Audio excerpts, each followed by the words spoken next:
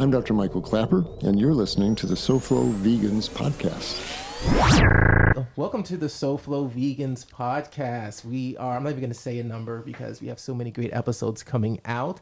And today we have Dr. Michael Klaper joining us. He just came off of a lecture yesterday at Nova Southeastern University, and I heard that it was well attended. People had a great time. We actually have two people that were at the event. They're also part of SoFlo Vegans. And I want to introduce first Alba Mendez, who is our social media coordinator. Say hi to everybody. Hi, everybody. And we have Jackie Tarleton, who is also a captain of SoFlo Vegans, and she also runs another organization. Do you want to talk about that for briefly? Oh, thank you, Sean, and welcome to the SoFlo Vegans podcast. This is awesome. So happy to have you here too, Dr. Klaper. So Plant Chicks, we do plant-based nutrition coaching for women. We have the largest women-only community globally, and we teach people, empower women how to live a plant-based lifestyle. And we work with women that are plant curious, part-time plant chicks, and plant-based pros. So we serve any woman looking to transition to this lifestyle. All right. And of course, we have our guest for this podcast. We have Dr. Michael Klaper. So thank you so much for joining. And for those of us who are maybe new to the plant-based community, the vegan community, would you mind letting us know just a little bit about your background and, you know, what people might know you, what are your contributions to the plant-based community? And we'll have the whole podcast to talk about that, but just so we could start off. Sure, Sean. And thank you for the invitation to be here. It's just a real honor and makes my heart happy that there's a SoFlo vegan movement so strong here. It's just great. Yay. Yay, you bet. Sign of the times, one of the hopeful ones. I'm a classically trained physician. I graduated from the University of Illinois College of Medicine in Chicago in 1972. I've been a primary care doc for 47 years. And I became vegan in 1981. That's 38 years ago. And even though I practiced a standard Western medicine for the first 10 years of my career, it became pretty obvious that most of my people were sitting in front of me, overweight, hypertensive, diabetic, clogged up, and inflamed from what they're eating. And the standard Western meat-based diet that pours animal products through the body hour after hour after hour is the main cause for so many of these diseases we're seeing. And when you get folks on a whole food plant-based diet, these diseases go away. And so for the past 30 plus years, I've been a plant-based physician, and what I've seen is just remarkable. I'm the happiest doctor I know because my patients get healthy right in front of my eyes. And it's important to spread this news around to the medical community for a number of reasons. We can't maintain the classic disease-oriented model that we have now. Just let people eat all their cheeseburgers and pizzas till their arteries clogged up, and then do a $200,000 operation to remove one little blockage in one artery. That's just a bankrupt way to practice medicine. And so many doctors are getting discouraged from the way their patients just getting worse and worse and worse. Yes, doctor, if you don't deal with what they're eating, that's what you're going to see. And to help physicians have a new, more powerful tools, have a better way of seeing how to heal their patients is turning out to be really gratifying. And so I realized rather than seeing patients one at a time in a classic medical practice, I need to be talking to the medical students because nobody's talking to them. And they grow up and pharmacosclerosis sets in their brain and they think all the drugs and surgery are the only way to treat patients. And I've been going to the medical schools. I was at Nova Southeastern yesterday saying, listen, you're not going to be seeing leprosy and smallpox when you get out in practice. It's going to be clogged arteries and high blood pressure from what your patients are eating. You should know about the power of a plant-based diet to reverse these diseases, and medicine becomes fun. So I've devoted the rest of my career now to our Moving Medicine Forward initiative, where I'm going around to medical schools and delivering the message, the lecture I wish somebody had given me 50 years ago. It would have changed my entire medical career. So I'm trying to be a harbinger of change and birth this new era of plant-based medicine. And I'm finding a very welcome reception. I just had a new dental implant put in, so my speech is a little slurred here. So that's what I'm doing in South Florida. I was at University of Florida, Gainesville Medical School, at University of South Florida in Tampa, Nova. Been at the University of Michigan, been up at McGill, going around to, I hope to hit every medical school in the next couple of years and deliver this message. And leave behind a nutrition interest group so the students keep talking about plant-based nutrition, and to help them work with their curriculum committee so they can start teaching nutrition as part of the standard medical curriculum. So I don't have to do this. It's wonderful, exciting mission, but also, I really shouldn't be required to do this. What our patients are eating is so important, and it really should be part of basic medical education. And that's the ultimate goal here is to get nutritionally aware physicians being turned out from the nation's medical schools. So trying to do that. And between you and me, I'm a passionate, ardent vegan, and I'm really doing this for the animals and for the planet and for the kids. But you can't lead with that line if you're trying to get into a medical school audience. But for this audience, I'll tell you, of course, that's my main motivation. And what has been the reception when you go to these different campuses? Oh, it's quite remarkable, and it's pretty much what I expected. The vast majority of medical students are very open to this message. It's so empowering. And here's an experienced physician coming to them saying, listen, here's the key to getting your patients healthy. In fact, I have a slide in my presentation. I list all the classic diseases, high blood pressure and diabetes and clogged arteries and autoimmune diseases. And I put on the top, these are reversible diseases. And even though most doctors don't think so, all these diseases go away. And all of us who practice a lifestyle brand of medicine, we have dozens and dozens of patients who used to have high blood pressure, who used to have diabetes, who used to have colitis, who used to have clogged arteries. These diseases are reversed. And in view of that, on the slide, and it's a challenging question for the doctors in the audience, I say, do you want to heal these patients or don't you? Why'd you go into medicine? You want to heal them or not? Otherwise, you're just an enabler of their disease to tell them, oh, you can eat your cheeseburgers and your pizzas, but take your statins and come back and see me in a month. That's bankrupt medicine. No one's getting healthier doing that. And so I make it very clear that, we're talking about healing patients here, and either get on, the wave is breaking. It's becoming obvious. And, I'm telling you, line up your surfboards or you're going to get, washed underneath the wave here that's breaking. So the students are generally happy to hear that, except my young paleo and keto advocates in the back of the room. They start to scull by the end of the lecture. And there's always some senior doctors standing in the back in their white coats with their arms folded, and they're clucking their tongues and shaking their heads. But the truth is the truth, and they'll either open to that or they won't. But history and science is going to sweep that old sclerotic way of practicing medicine away. There's a new exciting era of medicine dawning, and it revolves around plant-based healing. Okay, and we have, as you heard earlier in the podcast, we have Jackie and Alba. They're also going to be asking questions because they both have varied backgrounds in this field as well. So I would really want to bring their insight. And of course, I'm going to be representing the layman here, and I'm coming from the point of I don't know a lot of things about this area, so I'll be chiming in for personal knowledge. So, okay. So Jackie, Sean do you will have any? represent the non-medical background that Jackie and They're I reluctant. The possess. person who's reluctant to even get a checkup. So, And this is Jackie. I used to practice as a registered dietitian, and my mentor dietitian was vegan back in the early 90s. So I've been following Dean Ornish's work, your work, Neil Bernard's work, Michael Greger, like everyone, since the early 90s. So it's so exciting seeing how everything has transpired. So it took Dean Ornish and his program to get Medicare reimbursement, CMS, Centers for Medicare and Medicaid Services, reimbursement, almost 30 years?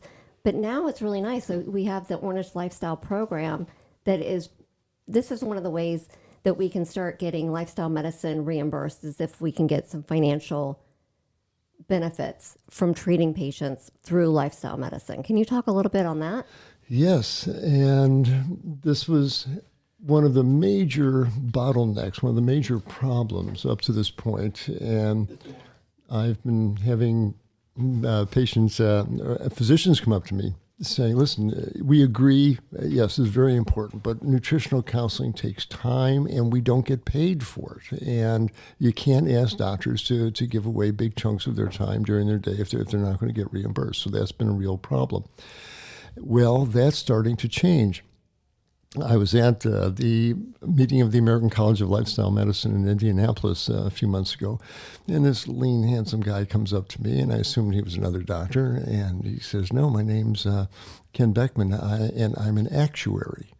And those are the folks who calculate the insurance risks for the insurance companies and how much your rates are going to be. So there's a whole bunch of plant-based actuaries, and we now know that the vegans are much better insurance risks because they incur a lot fewer medical expenses. And and there's value in keeping people healthy. For every CEO that doesn't go down with a heart attack, for every young breadwinner dad that doesn't develop prostate cancer, that's worth something to the community. And the monies that so they're trying to, the bean counters are trying to rejigger the way the beans flow to pay doctors for keeping people healthy. And there's various schemes to do this. Every doctor's given 500 patients, and money is allotted for the coronary artery bypasses they would have had during a period of time, and if those bypasses don't happen, that pot of money will be paid to the doctor for keeping these people healthy. And there's some very clever ways of doing this. So time's going to change, and I'm so happy to hear that to bring the dietitians into this, because for years, and all of us plant-based docs have been very frustrated with the dietetic profession, in that mostly they're just mouthing the party line from the meat and dairy industry, and use skim milk and low-fat cheeses and take the skin off the chicken. But that doesn't get people healthier. But now there's a whole movement of plant-based dietitians who are stepping forward. If you Google plant-based dietitians Broward County, your screen will fill up with these lovely people who are doing the counseling, and that takes away the doctor's excuses. And because the doctors will say, well, I don't know anything about nutrition, and I don't have time to talk to patients. You don't have to, doctor. You just need to recognize that there's someone sitting in front of you with a dietary-based disease, and here's a list of plant-based dietitians. Refer the patient to the dietitian. Let her do the counseling. You don't have to do that. You just need to recognize what you're looking at. And so the dietetic colleagues are stepping forward and really making this movement go, and they'll be paid for it, and they'll be very valuable members of the team. So things are starting to change. My profession is the bottleneck, and the doctors, people never change what they eat. They're going to, you can't get them to stop eating cheeseburgers. Yes, you can, doctor. They hate being diabetic. They hate taking these pills and shots. They don't like being overweight and sick. They really do want to change. Not everyone, of course. There's a whole juggernaut of the fast food industry that really has a powerful hold on our taste buds. But more and more people are waking up to this message. You don't have to be overweight and sick and inflamed here. Let's take a look at what you're eating. So actually, you and I, all of us in this room, are practicing one of the most powerful kinds of medicine I know, because we're reaching people and turning on that light in their head. Because this is going to happen on a community level. The doctors they're the tail of the dog. They're the last ones to catch on. When the patients are demanding it, and that their doctors know something about plant-based nutrition, and the insurance companies will pay them for it, then they'll come along here. So building this groundswell among the community, and where the general public knows, don't you know, man, the plant-based nutrition is where it's at. You want to, I used to have high blood pressure. I got off my pills. As people understand that and start talking about it, and it becomes common knowledge, then it'll be easier for the doctors finally to catch on and change. So that's why I love coming to places like this and to your show and getting this message out, because this is really how we institute changes that matter. And you touched on it a little bit in your explanation, but what roadblocks are currently present for physicians that would want to, go down that direction? Is there anything that would prevent them from easily doing that? Right. Well, that's an important question, and it starts with the complete ignoring of the importance of what our patients are eating. And this, in this classic standard medical model, it's stunning to me that these patients are coming to us with all these serious classic diseases. We learn about typhoid fever and leprosy, but that's not what we're going to be seeing in practice. And yet we practice medicine like what our patients are eating has no effect on these diseases. And you ask them about, what medications are you taking? And are you short of breath? Or, okay, fair enough, goodbye. And I've been telling the students, before you order another $1,000 scan or another $500 battery of blood tests, stop. Ask the patient what they ate yesterday. Mm-hmm. And if it's full of burgers and buffalo wings and pepperoni pizzas, that's all you need to know right now. So, get that person to the plant-based dietitian, and have her start working with them and see them back in a month. And if they're not lighter and leaner and better, then ask why. But, realize, I've got a plaque in my office that says it's the food. It's been the food all along. And that's the real issue. But physicians, you go through 4 years of medical school, and the patient's diet is virtually never, ever mentioned. I got 4 lectures in med school: nutrition for burn patient, nutrition for patient with kidney failure, nutrition for kids with growth retardation, and nutrition for Tsutsugamochi fever. I can't even remember the last one. But nothing was mentioned about the patient's daily diet, what happens when the meat and the dairy and the oils and the sugars flood through the body hour after hour. This is how it clogs the arteries. This is how it causes inflammation. This is how it adds to obesity. Nobody ever told me that. And so this complete blank spot as far as the patient's diet is the major obstacle that I'm working to overcome. So when you ask what are the obstacles? One, if you don't know if your eyes are closed and you don't know the elephant is standing in front of you, you don't know there's an elephant in front of you. And so no one ever told us about this elephant of the patient's diet. So that's a major thing. Second, the doctors are eating the same food themselves. They're eating their burgers and pizzas and steak and lobster. They don't want to give that up, so they're not going to tell their patients don't eat this stuff. So so that's an issue. But then you wind up with doctors with big pot bellies and high blood pressures taking statins and beta blockers, and that's a sad situation. How can you expect to get people healthy if you're not a good example of health yourself? Mm. And the doctors are afraid to let go of the classic model as the only one they know. And all they know is come in, make a diagnosis, treat it, goodbye, next, and to get into the patient's lives and be willing to ask, what are you eating? And to have the resources to help them with that, that's been a major obstacle. So we've started our Moving Medicine Forward initiative to help bridge that gap and fill in those blank spots. And it's not that hard. And I'm writing a course for applied plant-based nutrition for physicians. So there'll be a short video course. Here's what you need to know when you're sitting in front of that patient with high blood pressure or diabetes. Mm-hmm. Here's what to tell them, and here's the food you want to get them on. And we're going to hopefully, if not incorporate that into the medical curriculum, at least have it available as an app on the phone. Okay. And right, so it's trying to turn an ocean liner. We got a lot of work to do here, but day by day, program, broadcast by broadcast, we'll get the job done. Awesome. So can we flip the switch just a little bit? So we're talking a lot about the medical professionals and how they can learn more about plant-based nutrition. But what about the people, our listeners, they are going to their doctor, they're taking antihypertensives, whatever they're taking for their medication, but they ask their doctor, what can I do? Is there anything I can do? Can I change my diet? And they're like, there's nothing out there. What do you recommend to those patients? Right. Find a new doctor. Exactly. Partly that's often the answer. And I don't hesitate to tell people, if you run in, the last thing you need is resistance from your physician if you're trying to get healthier. The physician should at least be benignly agnostic. Well, or open-minded, which we don't have a lot in the medical profession. Indeed. And it frightens them. They don't know anything about it. It threatens their model on every level. And it's sad. The physician should not be an obstacle. If you can't help, at least don't be an obstacle. And if you keep running into that negative vibe from those folks, absolutely, find another doctor.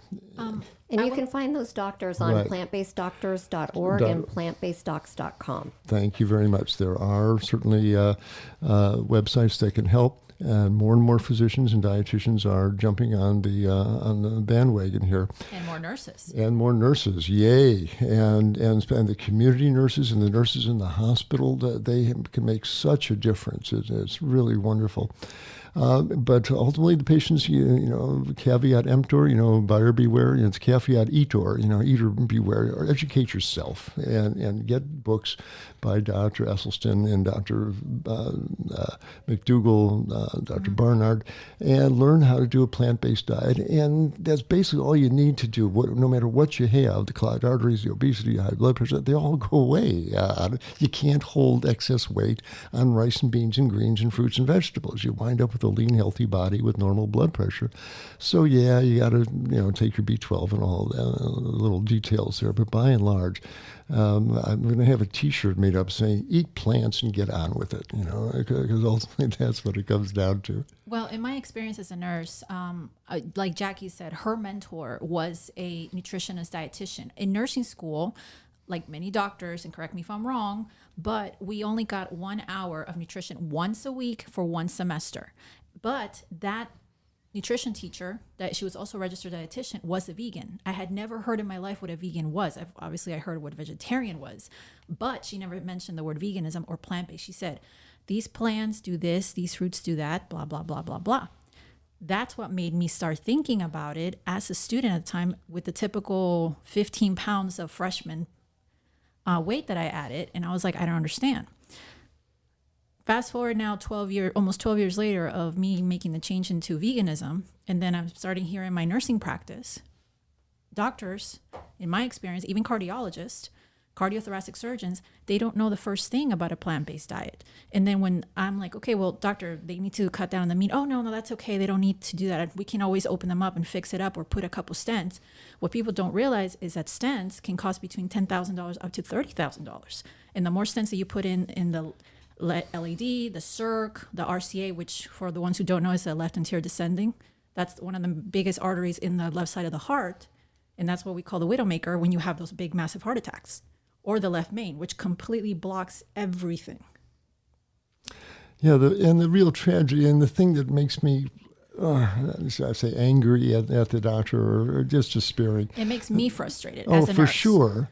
Is that the truth is what that doctor, the surgeon, who's a little self-aggrandizing, well, that's okay, I'm a surgeon, we can unclog that artery. He knows as a biologist, as a physician, that if the patient is so clogged up in their coronary arteries of their heart that they need some bypass or some intervention, it's a total body disease. They've got that atherosclerotic plaque in their carotid arteries going to their brain, to the renal arteries, to their kidneys, to their iliac arteries down their leg. It's a total body disease. All their arteries are clogged up. And just removing one little blockage in the heart, that person still has serious artery disease is going to kill them. And it's got to be resolved from the inside with a healthy diet. And that is what's frustrating for me, because nurses, we don't necessarily stay in the same field that we start off as doctors do. I mean, I've been an orthopedic nurse. I have certification there. So a lot of our patients were overweight. They also have heart issues. But after their bypass surgeries or them unclogging their core, they were able to get the total knee replacement so they can start walking better. Then I was like, okay, I want to move on to that. I went into emergency medicine. You'd be surprised how many people come in with complete heart attacks, heart blocks, strokes, and high diabetes, and that's what causing certain issues for them. So we're over here putting them on multiple drips to get them stable, and then, hey, let's move you up to the ICU. But then in the ICU, when you start getting better, the diet there, you have low sodium. It's nothing but meat. It's nothing but cheese. It's nothing less than salad. It's not even any fruit. And if you do get fruit, is that composted fruit that you get off a can with that sugar syrup.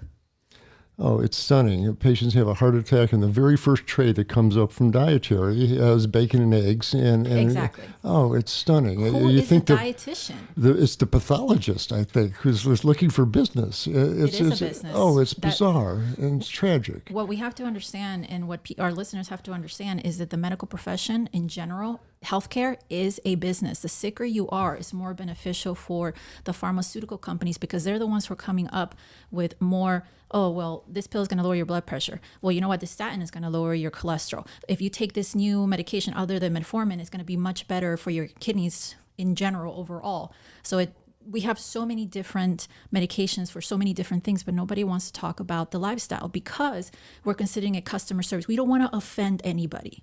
Right. So what do you see? So there was a lot of doom and gloom there. So as far as what's on the horizon, what do you see in your travels and your experience as things moving in the right direction? Right. As easy as it is to get discouraged and a little cynical here, again, there's a silver lining, or you can do a judo flip on it, because that money powerhouse driver of this aberrant advice that people are giving will also, I think, ultimately prove to be the motivation for finally creating a health-oriented system, because we can't continue with these spiraling costs. Everybody knows that the system is creaking and breaking. There just isn't enough money to pay for all these bypasses that are going to be done. And it is cheaper to keep people healthy. And the study after study is now showing that if you get folks to clean up their diet, the money that is saved is so spectacular. And probably the leader of the movement is Kaiser Permanente. And they have officially adopted plant-based nutrition as the default program that all their patients are told to follow. And notices have gone out to the primary line doctors and the primary care clinics about refer your patients for plant-based nutrition training, because Kaiser knows that if even 10% of their patients adopt plant-based diets, the billions of dollars they're going to save from scans not done and chests not open and ICU beds not occupied. They're going to make so much more money by recognizing the importance of nutrition, that the money that's driving the sick care now will eventually drive health care. The state of California has a law now in the last couple of months that came out. I believe Governor Brown did something that every single jail, school, and hospital needs to have a plant-based meal available. I went to Sacramento to testify on that bill. That's amazing. Oh, absolutely. You need to come and testify something like this here in Florida, because currently right now, me and some other fellow vegan doctors and vegan nurse practitioners from my personal hospital I'm currently working at, we're trying to get in touch with our CEO to get that, because we are considered a cardiac hospital. Up to maybe 5 years ago, there used to be a McDonald's in the lobby. Yes. See that in many hospitals. Ironic. Though I want to say, in reference to Sean's question, well, where lies hope? I just heard 4 or 5 very hopeful things come out of your lips just now. That the vegan doctors in my hospital, really? Yes, the I did, vegan nurses in my hospital, really? Yes. There's about 5 of us. And they started following us on SoFlo Vegan app. And then they were like, wait, we saw each other in the hall. We're like, I know you. And one of them is a general surgeon. Mm-hmm. Another one is a pediatric surgeon. Yes. 2 of them are ICU nurses. Never would have happened before. And we used to have a McDonald's in our lobby, and they're gone. Yes. The wheels are starting to turn, and where is the energy coming from to have vegan doctors and nurses? Correct. And these plant-based doctors are educating their nurses. And what I wish that, at least because now I'm in the cath lab, I deal with the patients who are coming in that have heart attacks, that have strokes because they're so clogged. Right. They want to learn. People are becoming more educated because we have Google, we have search engines. And now those doctors, the quote unquote old school doctors, like us nurses, we have to renew our license every 2 years. We have to have new classes to renew those licenses. Go ahead and take in a lecture from you, maybe, Dr. Klaper. Go look at the new research that is going on. I mean, that's why we have evidence-based practice. I was just in Tampa at the University of South Florida, and there's a wonderful cardiologist there, Dr. Kaushik Reddy, and he's an interventional cardiologist, and he puts in stents. But when patients come in with clogged arteries and angina, he says, before I do this procedure, he sits them down, and he pulls out a carrot. He says, I can give you a carrot or this stent. Okay, you can adopt a plant-based diet, or I can do this procedure. But this procedure is like Botox for your arteries. Makes them look good on the x-ray, but it's not really really doing anything for your health. And he tries to talk them out of doing stents. This man has such integrity. He says, I really don't want to do this because it's not going to fix your body, but changing your diet will. And most of them take the carrot. Can you explain that? Can you expand on that a little bit more? Because people, when they have these clogged arteries and they have to go in for a stent right away, they're going to die or whatever. How quickly can adopting a plant-based diet improve your arteries? Oh, it happens within days to weeks. It happens very quickly. There's a law in physics, Poiseuille's law, that if you just make a pipe a little bit wider, the flow increases by the factor of 4 times. And so as you adopt a plant-based diet and the plaque on the inside starts to melt away just a little bit and the artery relaxes a little bit, the angina goes away and the person can walk without taking nitroglycerin, and it starts changing everything. And so that's why the cardiologist can offer, even with a really clogged up patient, a trial of dietary therapy, and it's usually very effective very quickly. That's amazing. I'm sorry for interrupting, but I do have to make a very important note of this. In the cath lab, if you are coming with an active Absolutely. block, you do have to put it right That's away. the one time. That's the one time that we say we're not advocating that if you are having an active heart attack and the doctor tells you, listen, you have a clogged left anterior descending, we need to fix it right now because you will die.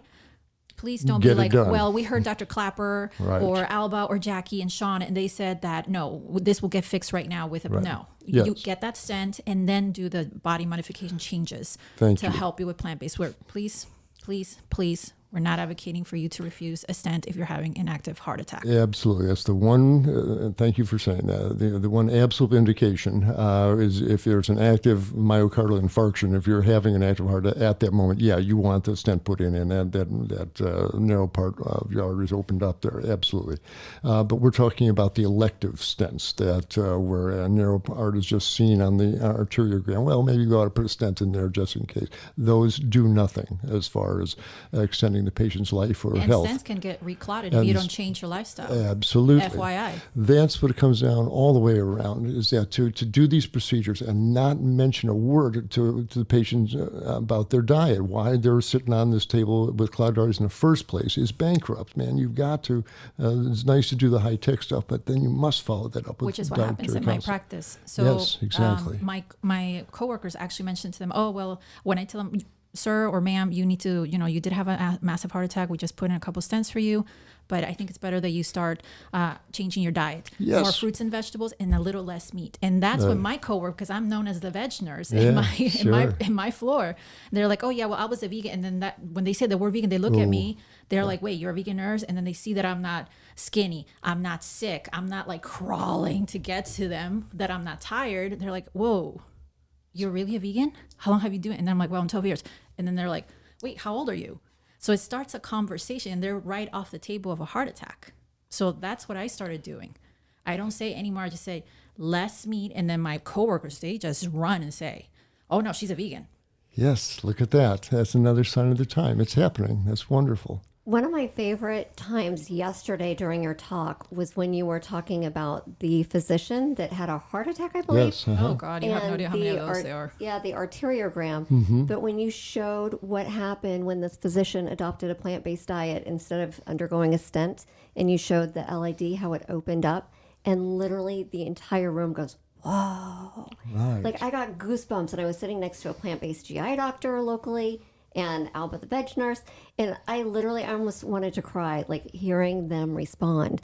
But you had so many impactful slides. Can you talk a little bit more about that one? Yes, that's a very, very powerful example from Dr. Esselstyn's book. It's called Preventing and Reversing Heart Disease. And it shows an arteriogram with a patient with very severe clogged arteries, went on a plant-based diet, and 22 months later, it turned back into a normal artery. And I said, and I've often said that when this was published in 2007, Every cardiologist who saw that image should have said, stop the presses, get this man on the phone. What did you do to create this change? I want to share this with all my patients. And some cardiologists did, but most of them didn't.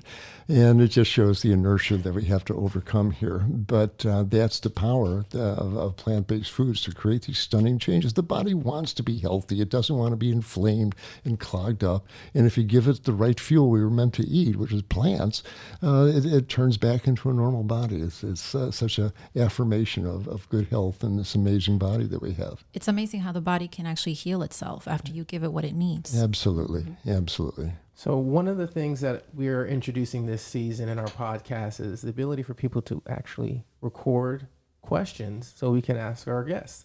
So we did receive a few questions that we would love for you to answer. Lovely. So let's see here. So if you do want to leave a voicemail, you can go to soflovegans.com/podcast and you'll see a link. We make it super easy. All you have to do is click the link and you can record directly from your phone or computer without having to do anything extra. So here we go. Okay, Sean, who's our first question? Hi, I'm wondering what Dr. Klaper thinks about oils and cooking with oil. Not deep frying, but for example, I like a nice tofu vegetable stir fry, and I also like to roast vegetables in oil. And I know that olive oil also is not a good oil to cook at high temperatures. So I'm curious what Dr. Klaper thinks about cooking with oil, and also if there are oils that are better than others. Thank you. Oh, that's such an important question for many reasons, both the common use of these oils and what we're learning about their effects. And I'm no longer in the oil camp at all. And I think the idea of healthy oils is an oxymoron. I don't think there are any healthy oils. There's no real reason to use them, and they have some detrimental effects. Now, I'm not against fats. We absolutely need fats for our skin oils and our hormones. You need some fat every day. But the plea is to get them out of whole foods, get them out of walnuts and flax seeds and avocados and low-salt olives. Get your fats out of whole foods, not out of glass bottles, because when you bite into an olive or a walnut or a piece of coconut, the micro droplets of walnut oil or coconut oil are firmly attached to the fiber of the walnut or the coconut. And it takes hours for your digestive enzymes to work into that piece of coconut or piece of walnut and liberate the oils and emulsify them and get them absorbed in the bloodstream. Very little of it winds up in the blood. One pass through the liver that's pretty much taken out. They don't have much of a pharmaceutical effect. But you squeeze the fat out of olives or coconuts and you pour a tablespoon or two of liquid oil on your food and you consume it. Nothing slows down the absorption. That oil leaps into your bloodstream, and now you've got a tablespoon or two of liquid coconut oil in your blood. And it starts exerting pharmaceutical effects. The layer of fat surrounds the red blood cells. They start sticking together. Your blood becomes more viscous after eating these heavy fats, and it starts slowing down the blood flow through the capillary beds in the brain, the kidneys, the heart, and that reduces the amount of oxygen that's delivered to the cells. The slow-moving blood cells, it enters the capillary beds in the brain or the heart. The blood cells are moving so slowly that the heart cells at the beginning of the capillary bed have a long time to extract oxygen out of the red cells. By the time that poor slow-moving red cell gets to the end of the capillary beds, there's no oxygen to give to the cells there, and so those poor heart cells or brain cells downstream wind up with a shortage of oxygen. You get a tissue hypoxia from that. And it raises blood pressure. To force thick blood through tiny capillaries is like forcing molasses through a soda straw. You got to need a higher pressure to push that blood through. So all the way around, it interferes with oxygen delivery and good blood flow. And some of these fats start changing hormone levels. They may raise the risk of cancer of the breast or the prostate gland. It's a really unnatural food. And especially when you start cooking with it, then you start oxidizing these fats, and you wind up with oxidizing molecules that injure the artery walls as they flow through the arteries and set up atherosclerotic plaque formation. They're really unhealthy. And what do you really need them for? The main reason, as you just said, for for using these oils. One, you stir fry your veggies in them, and second, you make salad dressings out of them.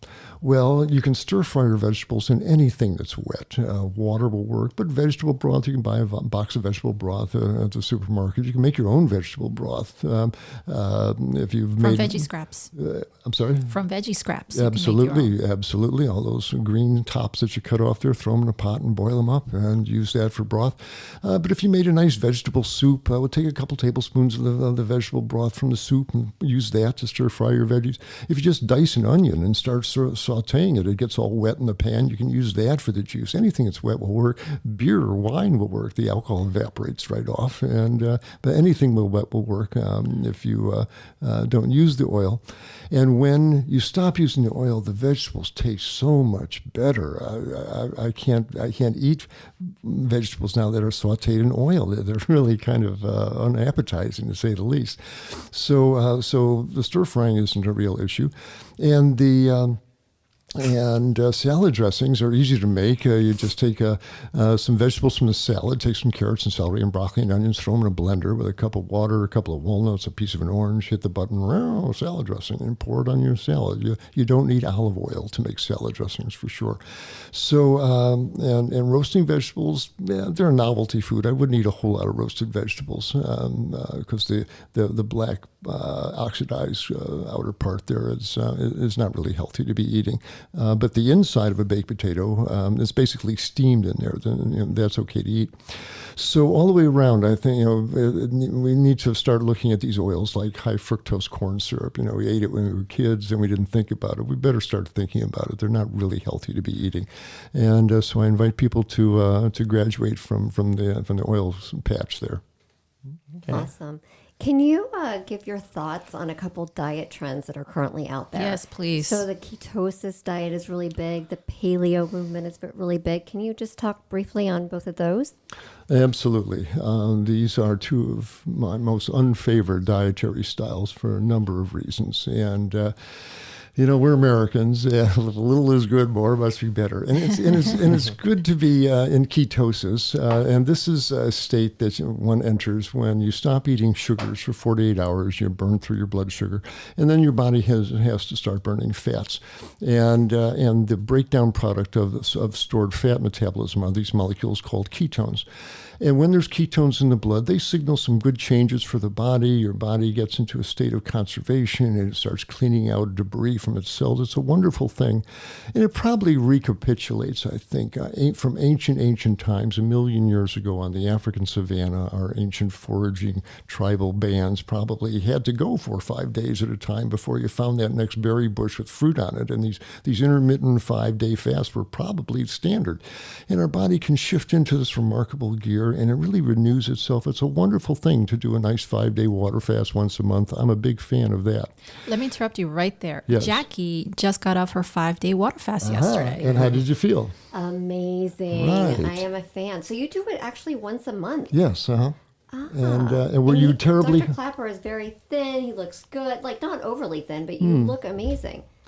Are you, and were you terribly hungry through the fast? Oh, please. The second day, she was like, Alba, I can't. I was like, No, whoa. I actually felt pretty good, Yeah. I have to say. Right. And then I was looking at all these food pictures. I'm like, oh, I just missed eating. That was Yeah. the only thing. Fair enough, no, but it's what's not wrong? like this is 5 days of ravenous hunger and you're eating No, not at all. linoleum. No, and that's the point. That by day 2 or 3, you're not hungry anymore. The body takes care of yourself. Well, I said day 2. She was like, Alba, I can't. The first and second day are the roughest, Yeah. but by day 3 or 4, the she mellowed ketones, down. the ketones suppress hunger, and so it's a wonderful thing. But as I said, we're Americans. A little good is more must be better. So these keto folks say, well, then stay in ketosis for week after week, every month after month. Man, stay in that ketotic state. This is not a healthy thing. Ketosis is a state of emergency fuel usage, and it's a stressful state. These ketones are acidic. This is a constant acid load on the body. It's hard on the liver. It's hard on the kidneys. It's hard on the bones. All the meat that's needed here generates uric acid that's going to set these people up for kidney stones and and gout. The meat that's involved with this spawns bacteria in the gut that creates molecules like TMAO that drive cholesterol into the artery walls. These people are aging their arteries. All meat has endotoxin from slaughterhouse bacteria that make your gut leaky, and these folks are setting themselves up for autoimmune disease. And the folks that are advocating these diets, they're not going to be around 5-6 years later when the patient passes that bloody stool from their colon cancer from all this meat. They're not going to be around when their joints light up from their autoimmune rheumatoid arthritis, from their inflammatory arthritis, from their leaky gut. They won't be around when they develop their dementia, their stroke from the artery disease. This is a diet of death, and these folks literally don't know what they're doing. They're not advocating anything they really have any knowledge of. Nobody's been on a paleo diet for 20, 30 years. And as I said, they're going to find that this is, they're opening the door to a plague of clogged arteries and dementia and colon cancer and heart attacks and strokes. This is a diet of death.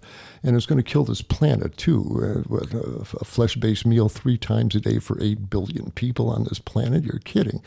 I think it's a really irresponsible dietary advice to be giving, especially now that we know with the blue zones and other places on planet Earth where people have eaten plant-based diets and they live to be 100.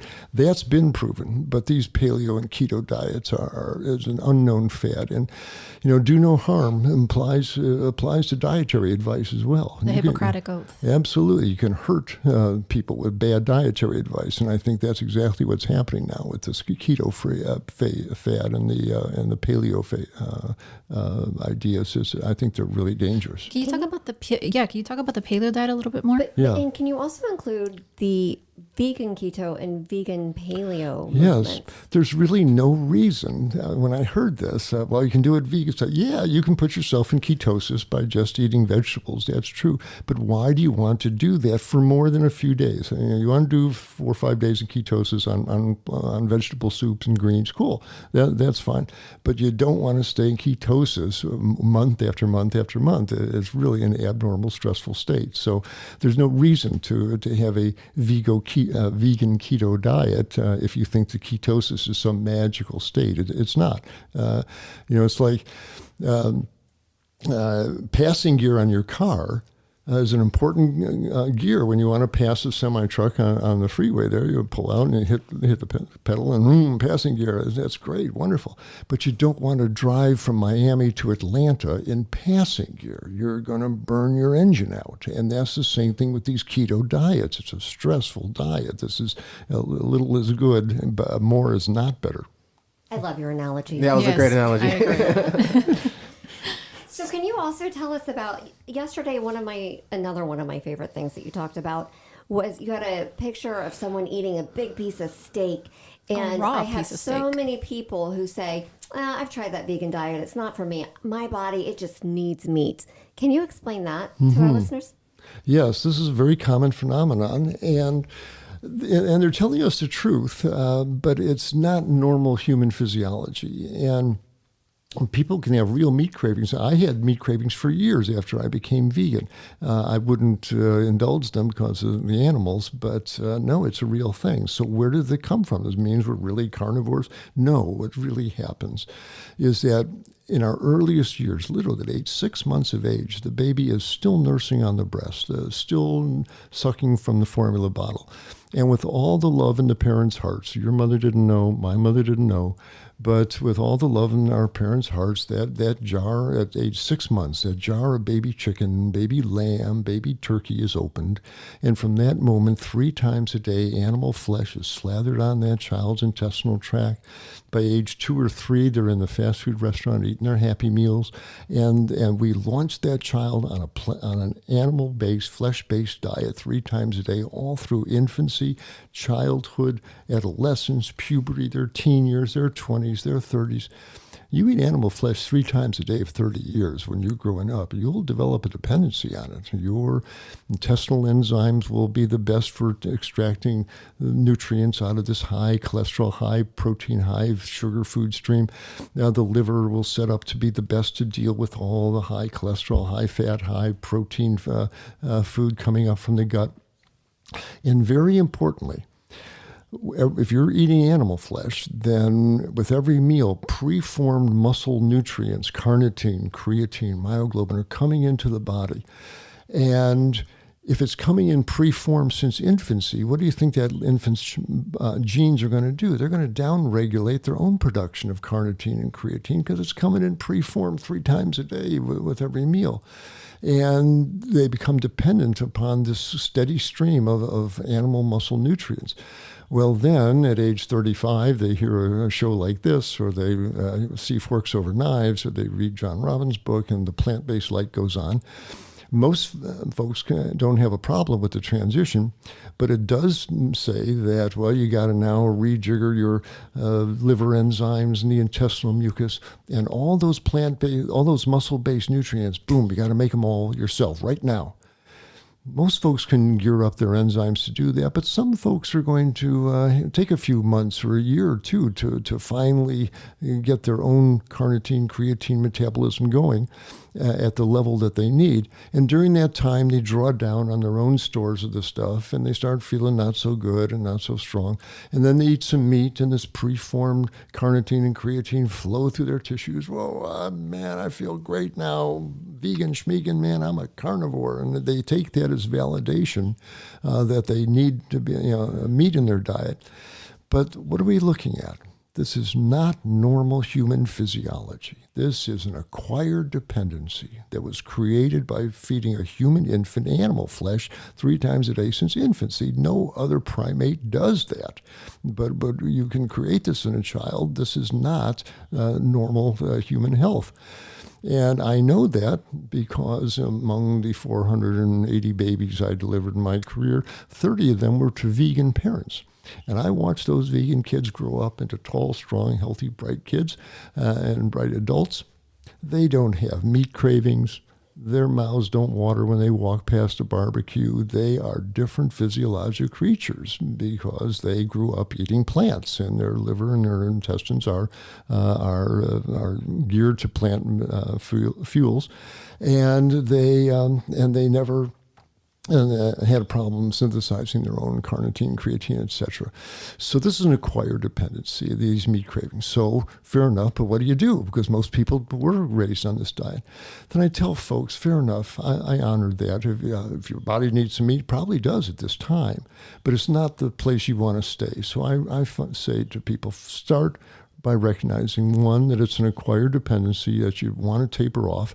So if you need some meat, all right, find the smallest amount. We're talking about maybe the 3-ounce piece the size of a deck of playing cards, not a big 14-ounce porterhouse steak. You find the smallest amount of animal flesh you think your body needs, and eat it on one day and coast on that as long as you can, Tuesday, Wednesday, Thursday, Friday, Saturday, as long as you can for a week or more until you think your body needs some more. Then have another little piece and coast on that as long as you can, and find the least amount that you require, and then start stretching out the times between those dosages, and slowly taper off them altogether.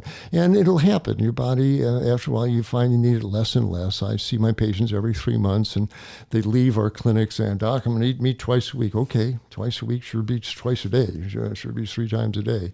But then you see them a couple months later. You still eating it twice a week? Nah, we have it once a week on Sundays. You see them a couple months later. You still eating? Nah, I think we ordered it twice last month. And then you see them later. Nah, we stopped eating this stuff. It just wasn't appetizing. The palate changes. The palate changes, absolutely. And the gut microbiome. Yeah, True. Right. Everything changes. The entire physiology changes. So I honor those folks who think they need it, but I tell them this is not a place you want to stay. It's a form of addiction. The definition of addiction is the regular ingestion of a substance that causes physical withdrawal symptoms when it's not ingested any longer, and that's really what we're looking at here. But no blame, just get on with improving your diet. And we also have to think about that when we're trying to educate our patients or even our family to let them know about this, we're fighting tradition, we're fighting culture. Huge. We are fighting memories. Well, my grandmother and I sat together and we made, I don't know, Chicken something. Or jerk chicken for my Jamaicans out there. And when you try to change that, there is resistance. There is a wall that gets put up. There is. But it's the younger kids that, Mom, Grandma, that's not, I don't eat that anymore. Here, let me show you, we'll put cubed up tofu in the stew instead. And, it's the younger folks that give me hope because you're right, that's so powerful. We say that we are woke. We are woke, exactly. And it's the woke kids that are going to save us. We've got young saviors walking around here. And that's what it requires is a really determined young person to break that old tradition. Speaking of food, can you tell us, I know yesterday in the lecture you mentioned that based on if you have like a kidney issue, you're going to put on dialysis. There's so many restrictions based on the illness. Why, in general, are people so afraid to eat fruit if they're diabetic or they have kidney issues? Yes, there really is not a reason to fear fruit in their whole form. Is the real issue. An apple is not going to cause any problem to anybody with diabetes or kidney failure. No, you don't want to be consuming massive fruit smoothies and fruit juices. That's a lot of concentrated fructose, and the muscles don't burn fructose. The only organ in the body that metabolizes fructose is your liver, and it can handle a whole apple because an apple's mostly water and fiber. There isn't that much fructose in a whole apple. But if you blend that up with 4 or 5 other apples and bananas and mangoes, etc., that gets to be a lot of fructose that leaps into your bloodstream if you swallow it very quickly. And a lot of these folks just chug that right down. That's not a healthy way to handle fruits.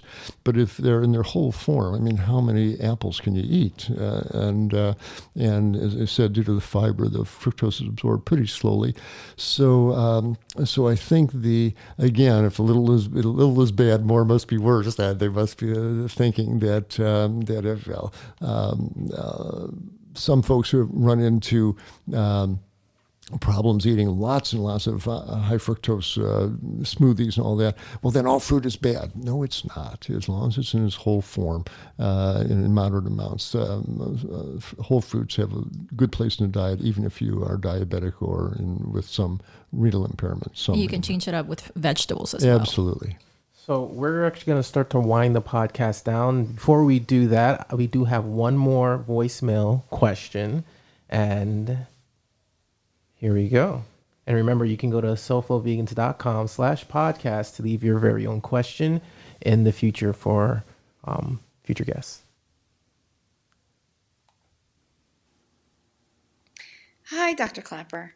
I'm very active. I do kickboxing and yoga almost every day. And I went vegan about a year ago. And sometimes I feel like it's hard for me to get enough calories. And I'm wondering if you have any advice. Thank you. You bet. That's an important issue. Most folks of us, we eat too many calories, but there are some folks, especially really lean, active folks, they need extra food, extra calories and protein. And these folks, it doesn't help them to keep their stomachs filled with salad and foods that have very low nutrient density. So the implication is you want those high nutrient density foods. What are that? We're talking about beans and lentils and nuts and seeds. So here's someone who ought to be having a hummus sandwich every afternoon, make up a really hearty lentil stew or bean chili and just pack it full of quinoa or some other dense grains. You can throw a handful of sunflower seeds in there. So every mouthful contains a really concentrated amount of protein and fat and carbohydrates. You want these nutrient-dense foods. Bean spreads are a good thing to consume as well.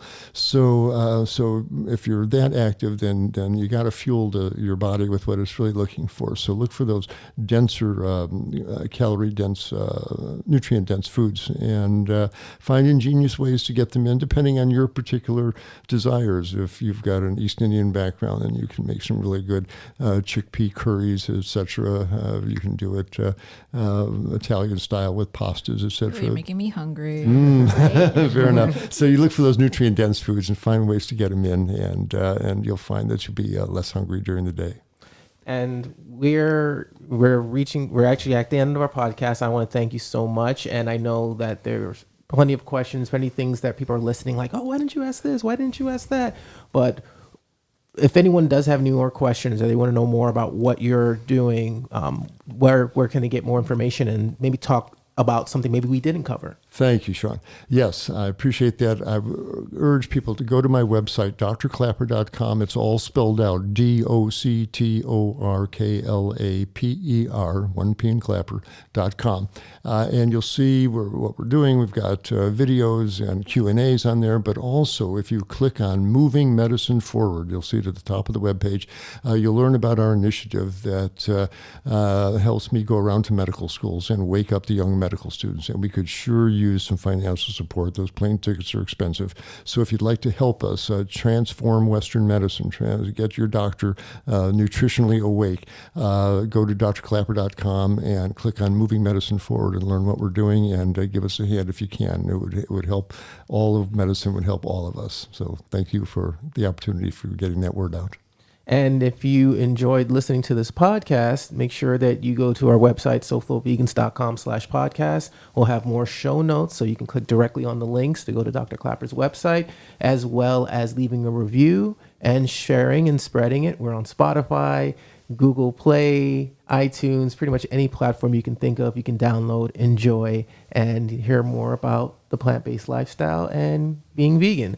So with that being said, thank you so much. Do you have any parting words? No, thank you very much. And this is Albumen, the SoFlo Vegans social media coordinator, logging out. So one of the things people always ask both me and my business bestie, Marcia Prince, she's the other co-founder of Plant Chicks.